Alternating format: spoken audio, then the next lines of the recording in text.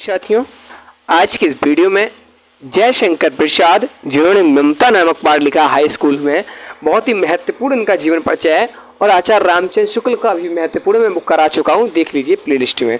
उसके महत्वपूर्ण गद्यांश भी करा चुका हूं।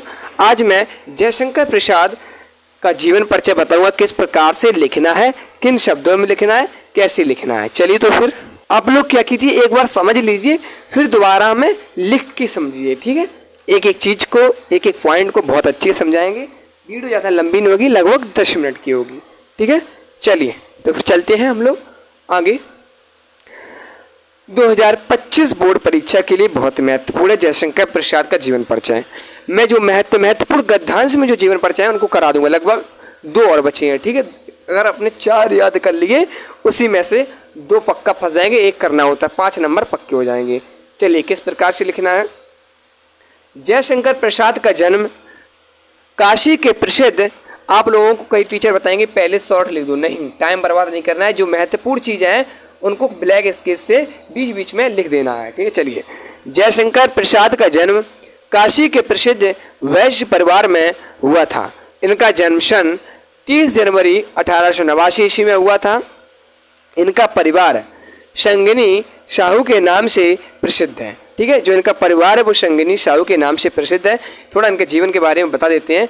इन्होंने अपने जीवन में बहुत संघर्ष किया, आगे देखने को मिलेगा। ठीक है, प्रसाद जी के पिता का नाम देवी प्रसाद था, जो एक स्वयं साहित्य प्रेमी थे। जो आचार्य रामचंद्र शुक्ल हैं, इनके पिता एक पहले से ही साहित्य प्रेमी थे। ठीक है, जब पिता साहित्य प्रेमी है तो बच्चे पर भी साहित्य प्रेम का ही असर पड़ेगा, क्योंकि उन्हें साहित्य वातावरण मिल गया था। ठीक है, तो क्या है, इस प्रकार प्रसाद जी जन्म से ही साहित्य वातावरण प्राप्त हुआ है। ठीक है, प्रसाद जी ने 9 वर्ष की आयु में, जब ये कितने वर्ष के थे, 9 वर्ष की आयु में इन्होंने क्या किया, एक कविता की रचना की। ठीक है, एक कविता की रचना की, जिससे इनके पिता पढ़कर इन्हें क्या दिया, महान कवि बनने का एक आशीर्वाद प्रदान किया। ठीक है, क्या हुआ, इसी क्रम में चलते फिर क्या हुआ, आगे क्या था को दिया। कुछ समय के बाद इनके माता पिता की मृत्यु हो गई। देखिए, समय बदल गया। पहले इनके जीवन में कुछ और था जब माँ बाप थे, जब माँ बाप गुजर गए तो इनके जीवन में कुछ और हो गया। आचार्य रामचंद्र शुक्ल के देखिए आगे क्या है, जब माँ बाप गुजर गए, माँ बाप की छाया चली गई, तो इनकी शिक्षा दीक्षा में, जो इनकी शिक्षा दीक्षा का प्रबंध बड़े भाई शंभूनाथ ने किया। ठीक है, घर पर ही इन्होंने हिंदी, अंग्रेजी आदि का गहन अध्ययन किया। जब ये 17 वर्ष के हुए, कितने वर्ष के हुए, 17 वर्ष के थे, तब इनके बड़े भाई शंभूनाथ का निधन हो गया। ठीक है, इनके माता पिता का बचपन में निधन हो गया। जब ये 17 वर्ष के थे तब इनके बड़े भाई का निधन हो गया। इन्होंने क्या किया, इतने संघर्ष झेले इन्होंने अपने जीवन में। माँ बाप को खो दिया, भाई को खो दिया, 3 पत्नियों को खो दिया। ठीक है, फिर क्या हुआ, इन्होंने 3 शादियां की, किंतु तीनों पत्नियों की आशाएं मृत्यु हो गई। इन सभी मौतों से ये अंदर से टूटने लगे। ठीक है, इन सभी मौतों से ये अंदर से टूटने लगे।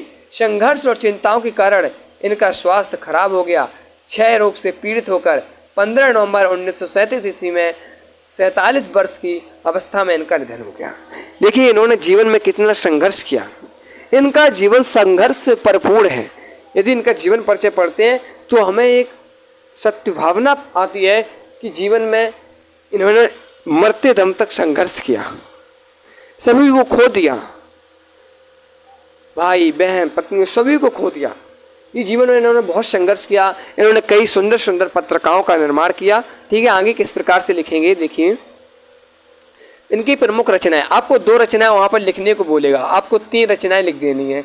ठीक है, छाया, ममता, झरना आदि इनकी प्रमुख रचनाएं। जो ममता है वो कक्षा 10 में दी गई। इस पर महत्वपूर्ण जो गद्यांश है मैं बताऊंगा। ठीक है, आपको जीवन परिचय किस प्रकार से लिखना है बता दिया होगा, एक बार स्क्रीनशॉट लीजिए, देखिए। ठीक है, यहाँ से इस प्रकार से आपको लिखना है। ठीक है, देख लीजिए आप लोग, मैं पूरा एक बार दिखा देता हूँ। ठीक है, आप देखिए आगे आपको इतना लिख देना है।